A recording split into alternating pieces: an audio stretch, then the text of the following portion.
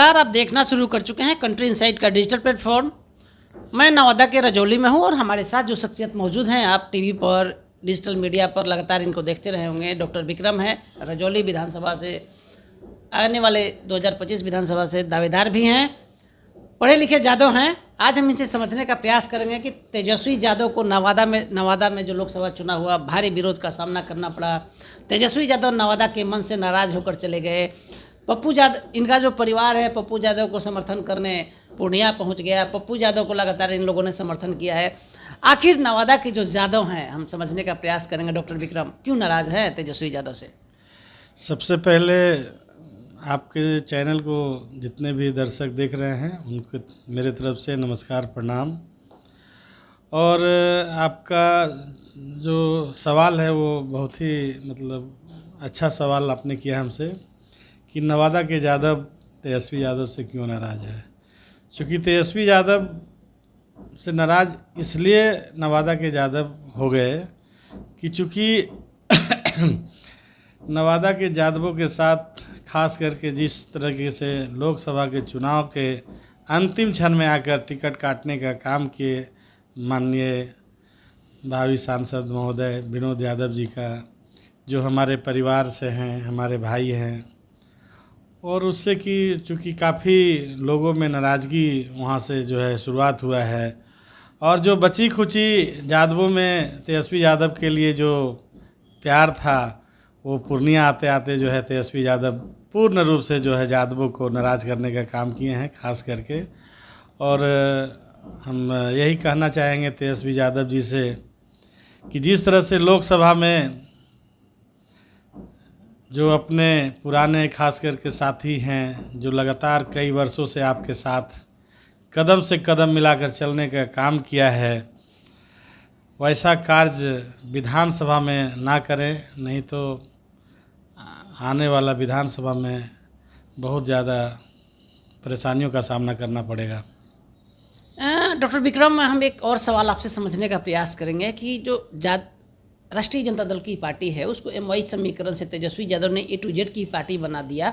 तो आखिर A to Z का जब पार्टी बना दिया, कुशवाहा को वहाँ से एक गरीब कुशवाहा परिवार से आए व्यक्ति को टिकट दे दिया, तो आखिर जो कमांडर रहे हैं लालू प्रसाद यादव आरजेडी के, उनकी बातों को भी आप लोगों ने नहीं सुना, तेजस्वी की बातों को भी आप लोगों ने नहीं सुना।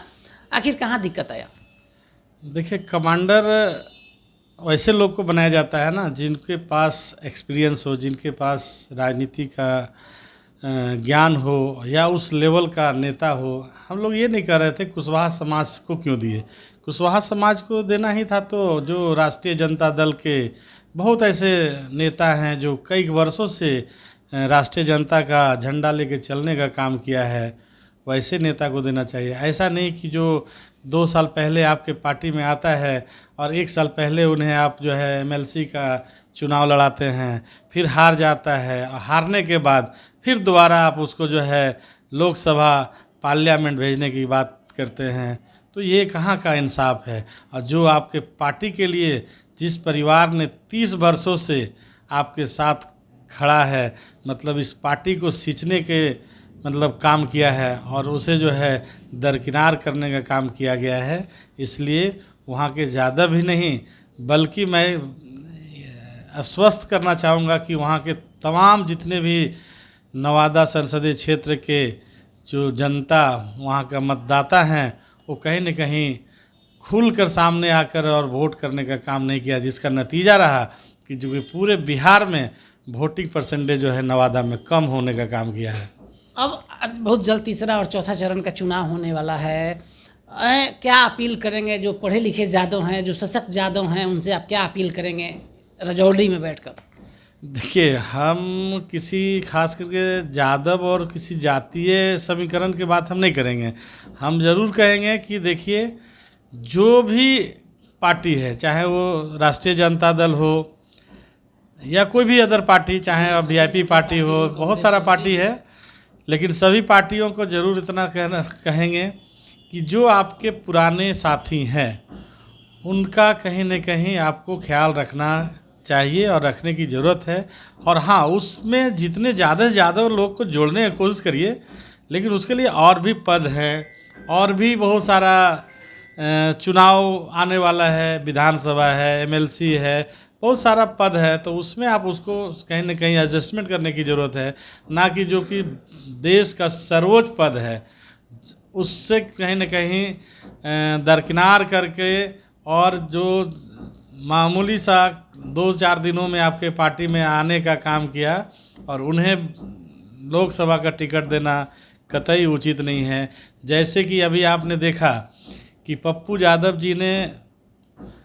पूरे बिहार वासियों के लिए क्या नहीं किया, जैसा कि बाढ़, कोरोना, और मैं जहाँ तक व्यक्तिगत जानता हूँ पप्पू यादव जी को, वैसे समाज सेवी, वैसे नेता अगर पूरे बिहार के 40 संसदीय सीट पर अगर 40 सांसद वैसा हो जाए तो मुझे नहीं लगता है कि देश के और ख़ास करके बिहारियों को कहीं भी किसी भी कोने में किसी को उत्पीड़न होने की ज़रूरत हो, किसी को मार खाने की ज़रूरत हो, क्योंकि कई जगह आप देखते होंगे कि बिहार से बाहर जाने वाले मजदूरों को उत्पीड़न का सामना करना पड़ता है, मार खाना पड़ता है, और अगर वो बिहार से बाहर अगर बड़े संस्थानों में इलाज के लिए जाता है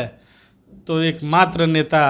वो पप्पू यादव हैं, और थे जब सांसद तो अपने घर पर जो है वो आशियाना देने का काम करते थे, खाने पीने का व्यवस्था रखते थे, और